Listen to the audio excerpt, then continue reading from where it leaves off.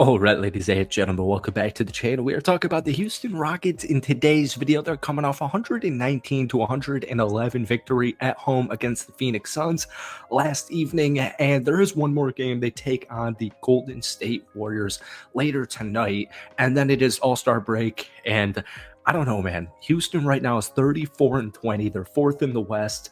That was a great game. No Freddie Double V. Obviously, still no Jabari Smith.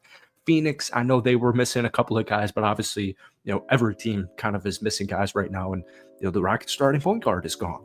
Amen Thompson with another phenomenal game, 18-point triple-double, 10 rebounds, 11 assists. Jalen Green, although going 4 of 15 from downtown, he had a huge three pretty much to keep going away with the football game. Keep going away with the basketball game. I wouldn't say it was necessarily the dagger. I would say that was Dylan Brooks' three with a couple of minutes left in that game. But Jalen Green, a huge reason for the Houston Rockets having 34 wins at this point in time. Dylan Brooks, huge. I'm loving this guy's energy.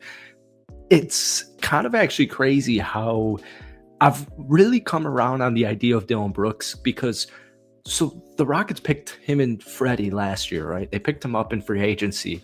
And I've never had a knock on Fred. I've never had a knock on Dylan Brooks. Dylan's a guy you want on your team. But all offseason and all up until the trade deadline, people are just talking about how he's going to be the guy that ultimately ends up getting traded to bring a guy like KD in, right? To bring a guy like Kawhi Leonard, Jimmy Butler, to bring one of those guys in. Dylan Brooks will be, unfortunately, a hidden casualty in a trade like that or a situation like that. And I don't know. I'm glad Houston didn't make any big-time moves. They didn't really make any moves except for the Cody Zeller trade, and I'm really happy because, I don't know, Dylan Brooks, his energy, his defense, I'm just so glad he's on this team. And then, obviously, Mr. Tari Eason, 25 points, 9 rebounds, 4 assists. Welcome back. I know he's been back for a little bit, but this Rockets team, the future is extremely bright. Folks, welcome back to the channel. Hit that like button, hit that sub button for daily Rockets content. I know I haven't made a video like this. We've been doing the podcast, my Let's Talk Rockets podcast. The link's down below. We're almost at 100 episodes, but I haven't made a video like this since October, and that's just because I've pretty much switched full time to making NFL content. But I don't know, it's the off season, it's the dead of that off season, and the Rockets are just so good. I miss making videos like this. I love streaming, but I miss making videos like this. So let's talk a little bit more about this game from last night. Or actually, we could talk about this team as a whole, but Şengün, 17 points, 13 rebounds, 5 assists. One thing really stands out to me because at this point in time, I don't do my NBA show every day anymore. We don't do the NBA show anymore. I'm pretty much full-blown casual this season in the NBA.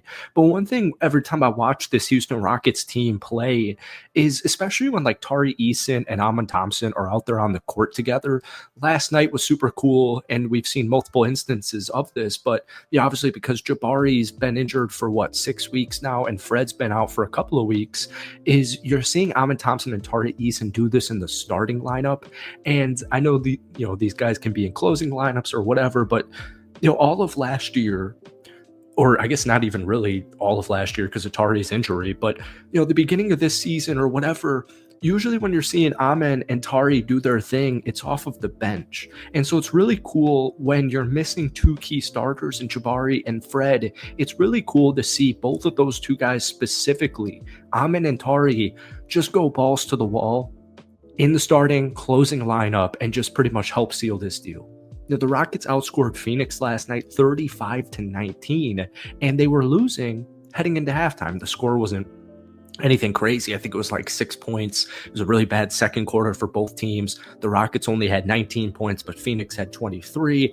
Both teams kind of come out very hot in the third quarter, and Houston orchestrates a fourth quarter come back down. What was it, like 8? But still, you're down. It's a comeback, and they outscore Phoenix once again, 35-19. And you see it with Tari Eason's 3 steals. You see it with Thompson's 2 steals and 2 blocks. You see it with Brooks's 2 steals. Şengün also had 2 steals.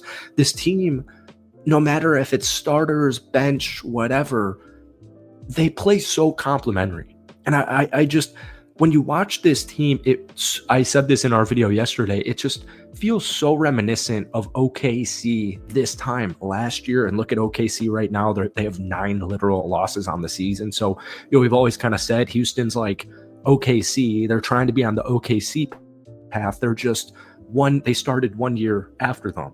And so now you're looking at a Houston Rocket 34-20 team as we enter All-Star break. And I couldn't be more ecstatic. I understand fans wanting teams to upgrade because everyone has eyes and their scope on the NBA Finals. But I do think, like I said at the beginning of this video, I was so glad that they didn't make a trade for KD, or they didn't go out there and get a Jimmy Butler, or they didn't get De'Aaron Fox. I'd like them to hold all of that off, just like Rafael Stone's been saying for the whole year. I'd like for them to hold that off until next season, when we at least give this young batch of players an opportunity to prove themselves in the playoffs, because that's what this team needs. They need to get to the playoffs, and they need playoff experience. They need a 7-game playoff series, and that's what we look like is going to happen this season. So, when we zoom out on the Rockets, as far as opponents' points per game, they're 6th in the NBA, giving up only 108.7 points per game. They're 5th in offensive or defensive field goal percentage. They're 8th in steals. They're 12th in blocks. They're 1st in rebounding. I really like how good. The Rockets are 1st in rebounding. That's just such a cool, crazy statistic. Offensively, when you get into like advanced metrics, and last night I can even pull up, for example, the Rockets went 13 of 42, 31% from downtown. If you shoot like that in a 7-game playoff series, it's going to be a little bit more difficult. And as a team, they're shooting only 34% on the season, which is 28th, second worst, third worst in the NBA. And that's got to change. They're dead last in assists per game.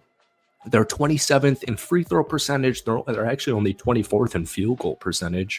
They're around middle of the pack at 113 points per game. But when there's a will, there's a way. And Ime Udoka has this team just playing so good. And, the old adage is defense wins championships. And I don't know, man. When Fred and Jabari come back, with Jalen Green, with Şengün, with Dylan Brooks, Tari Eason, Amin Thompson, Reed Shepherd, Cam Whitmore, with all of these guys, I'm not worried about not scoring enough points.